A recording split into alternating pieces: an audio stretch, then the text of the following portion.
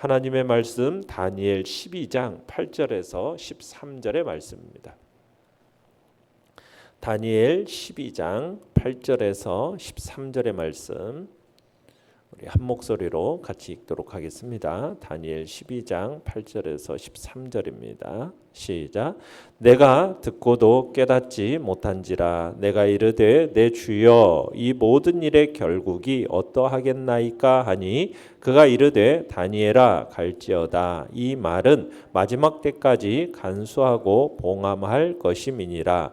많은 사람이 연단을 받아 스스로 정결하게 하며 희게 할 것이나 악한 사람은 악을 행하리니 악한 자는 아무것도 깨닫지 못하되 오직 지혜 있는 자는 깨달으리라. 매일 드리는 제사를 폐하며 멸망하게 할 가증한 것을 세울 때부터 1290일을 지낼 것이요 기다려서 1335일까지 이르는 그 사람은 복이 있으리라. 너는 가서 마지막을 기다리라. 이는 내가 평안히 쉬다가 끝날에는 내 몫을 누릴 것임이라. 아멘. 오늘 말씀의 제목은 정결케 하는 연단이라는 제목으로 말씀을 나눕니다. 이제 다니엘서의 마지막 부분입니다. 예언이 성취된 후에 결국에 대해서 오늘은 다니엘이 질문하고 이에 대한 답변이 나오고 있습니다. 지혜와 총명이 뛰어난 다니엘이었지만 두 천사와 인자 간의 대화를 들었음에도 불구하고 마지막 때 될 일에 대해서 이 계시의 의미를 정확하게 잘 이해하지를 못했어요. 그래서 다니엘은 재차 그 모든 일에 대한 결국을 질문하게 됩니다. 내용 관찰 문제 1번입니다. 다니엘이 질문하는 것은 무엇입니까? 자, 8절을 다시 한번 읽어볼까요? 시작. 내가 듣고도 깨닫지 못한지라 내가 이르되 내 주여 이 모든 일의 결국이 어떠하겠나이까 하니.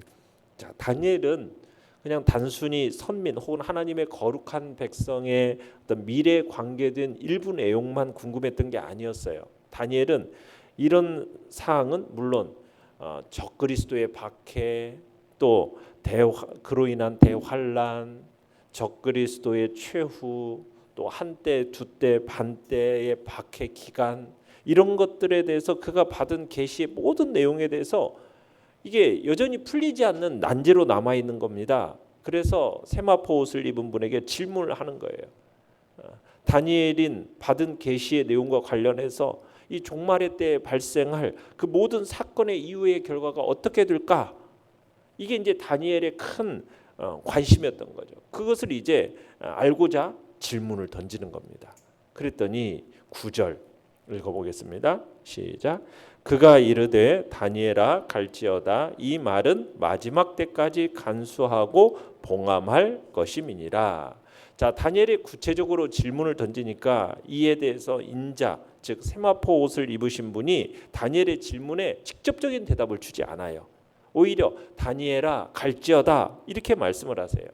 이 다니엘아 갈지어다라는 이 명령은 다니엘을 꾸짖는 내용이 아닙니다. 또 이에 대해서 뭐 더 이상 알 필요도 없어. 너는 이것에 더 이상 알 필요 없어. 이렇게 말하기보다는 우리가 13절에 가서 보시면은 확인할 수 있는 것처럼 다니엘이 선지자로서의 사명에 충실하고 그 계시를 기록해서 안전하게 보관하고 네가 남은 생에 하나님의 사명을 감당하는데 최선을 다해 살다가 훗날에 영광스러운 보상을 기다려라 라는 그런 뉘앙스의 지금 말로써 다니엘아 갈지어다 이렇게 얘기하고 있는 겁니다. 그러니까 하나님께서 다니엘에게 계시하신 것이 다니엘 시대에 일어나는 일이 아니에요. 그죠? 먼 훗날 발생할 일이기 때문에 다니엘이 지금 알려줘도 그 내용의 참뜻을 알지를 못한다는 거예요. 그럴지라도 지금 별 문제가 있어요, 없어요? 별 문제가 되지 않은 거죠.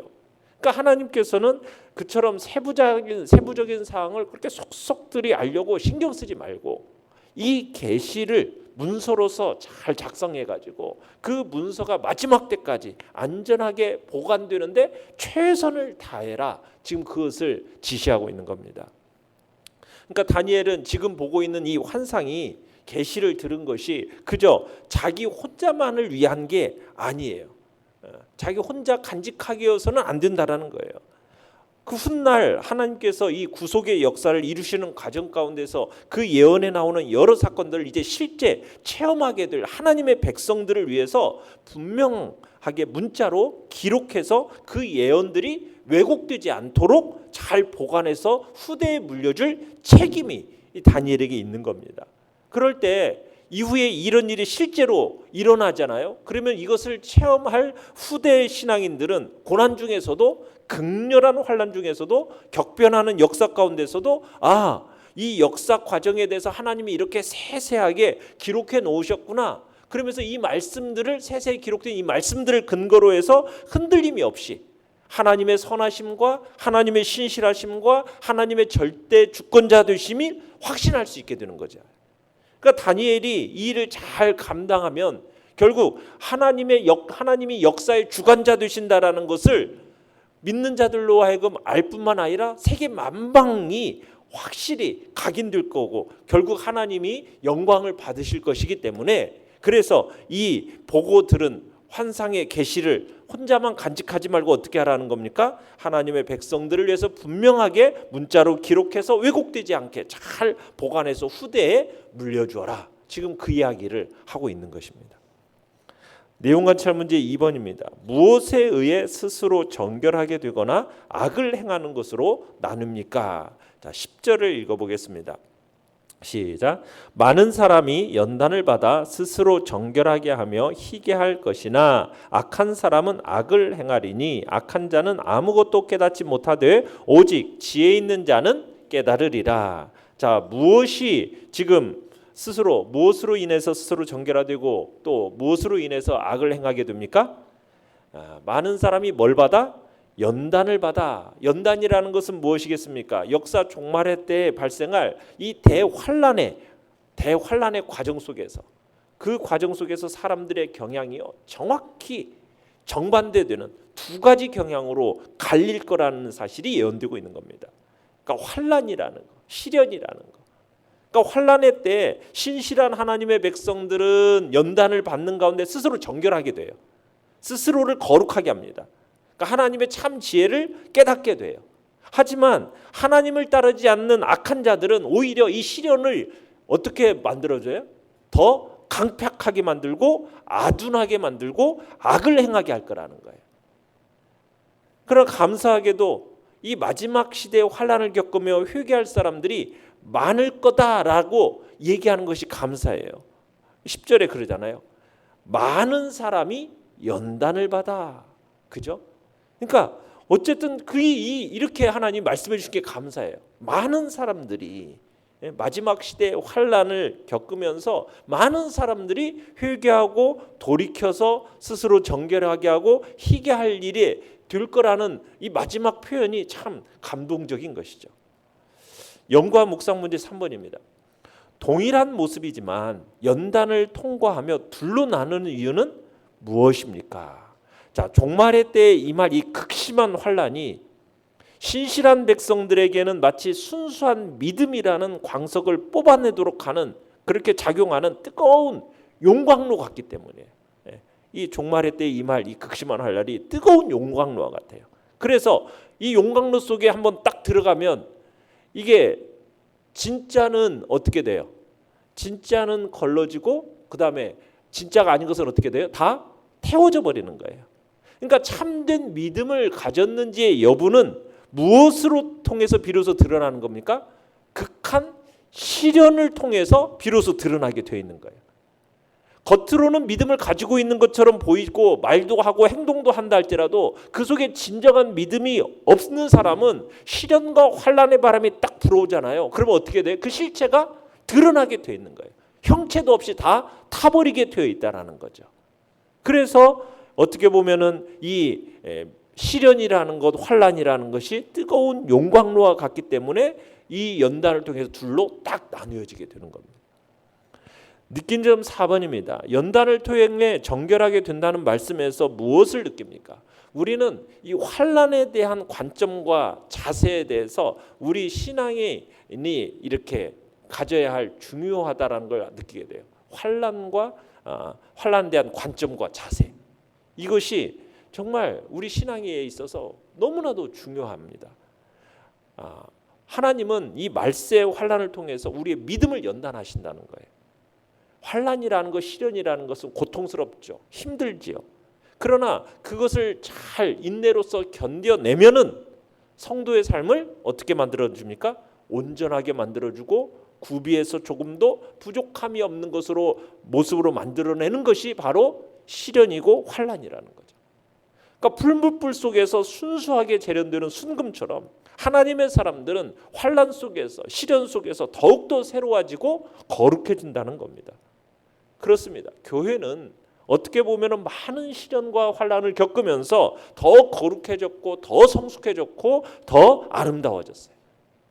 마찬가지로 우리에게 주어지는 환난과 시련이라는 것은 하나님께서 허락하신 연단입니다. 우리는 그렇게 여기고 이걸 통해서 하나님이 나를 더 정결케 하시고 더 거룩하고 아름답게 만드신다는 것을 믿어야 하는 거죠. 이런 믿음을 갖고 있을 때 우리는 시련과 환난 속에서 세상과 다른 삶을 살 수 있게 되는 것입니다. 자, 이렇게 마지막 때를 살면서 우리는 어떻게 이렇게 이제 주님의 오심을 준비할 건가? 이 첫 번째가 뭐냐면 인내심을 가지고 하나님의 시간을 기다려야 합니다. 인내심을 가지고 그래서 우리는 하나님의 시간을 기다려야 돼요. 거룩한 하나님의 백성들은 극한 시련과 환난을 겪는 일이 있어야 돼요. 그래야 그 후에야 마지막이 온다라는 거예요. 그러니까 마지막 때는요, 적그리스도가 하나님을 향한 경배를 금지하게 하고 하나님 대신에 우상을 숭배하도록 압박할 거라고 얘기해요. 11절에 보면 그러죠. 매일 드리는 제사를 폐하고 멸망하게 할 가증한 것을 세운다라는 거예요. 그죠? 자, 그런데 그 기간이 얼마가 될 것이다? 1290일이 될 것이다. 1290일이면 달수로 하면 얼마나 될까요? 3년 반에다가 한 달이 더해진 겁니다. 3년 반에다가 한 달이 더해진 거예요. 그리고 12절을 보십시오. 12절 읽어볼까요? 시작. 기다려서 1335일까지 이르는 그 사람은 복이 있으리라. 자, 여기서 기다려서 1335일은 얼마가 될까요? 11절에 1290일보다 45일이 더 많은 기간입니다. 자, 그래서 이게 이제 이 숫자를 가지고 기간을 가지고 많은 사람들이 뭐 재림의 날짜를 정확하게 계산한 어떤 힌트다. 그러면서 이것을 마치 암호 해독하는 것처럼 막 이걸 가지고 막 끼워 맞추려고 해요. 그런데 이건 그 얘기를 하는 게 아니에요. 하나님은 그걸 원하시는 게 아니에요. 이건 문자적으로 해석할 것이 아니라 상징적으로 봐야 돼요. 그 기간이 정확히 얼마나 될지 우리가 알 수는 없어요. 그렇지만 성도들은 교회를 탄압하는 적그리스도의 세력에 의해서 극심한 환난을 겪을 거라는 거예요. 그런데 그 기간이 끝없이 이어지는 것이 아니라 정확한 어떤 기간이 지난 뒤에는 반드시 주님의 그 영광스러운 재림이 있을 것이고 그 환난과 시련은 반드시 어떻게 되어 있다? 끝이 나게 되어 있음을 보여주는 거예요. 끝이 나게 되어 있는 거다. 날짜가 정해져 있는 것처럼 끝이 나게 되어 있는 거다.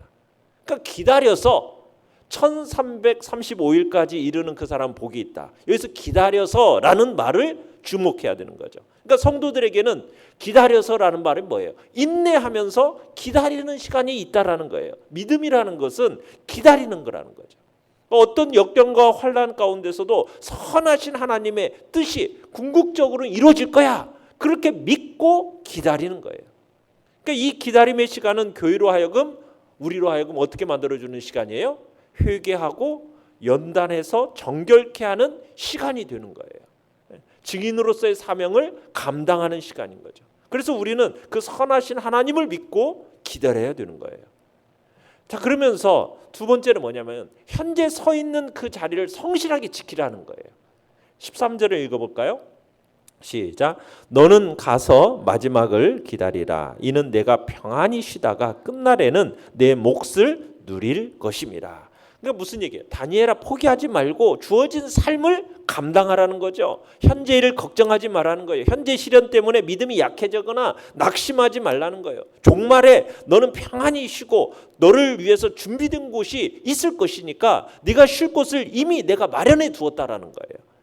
그래서 우리는 이 땅에서 고난을 당하고 온 세상이 정말 우리를 미워하고 배척하고 박해한다 할지라도 너희를 위해서 쉴 곳을 마련해 두었다라는 거예요. 주님께서 과거와 미래에 일어날 일을 지금 이제까지 알려주셨죠. 이 모든 것을 알았으니 이제는 내 길을 가라는 거예요. 막 미래에 무슨 일이 벌어질까? 어떻게 될까? 여기에 너무 신경 쓰지 말고 너는 네 길을 가라는 거예요. 현재 서 있는 너의 자리를 성실하게 지켜내라는 거죠. 소망을 잃지 말고 살아가라는 거죠. 하나님의 그 사랑을 확신하고 수고를 아끼지 말라는 거죠. 그리고 네가 지금 이미 얻은 그 영원한 안식을 위해서 지금 열심히 힘쓰고 애쓰라. 지금 그 이야기를 하고 있는 겁니다. 우리는 종말론자들은 자꾸 시간을 맞추려고 그래요. 날짜를 맞추려고 해요. 그러면서 불안해하고 언제 오실까 거기에만 너무 신경을 쓰는데 그게 아니라 우리는 어떻게 살아가야 되는 거예요?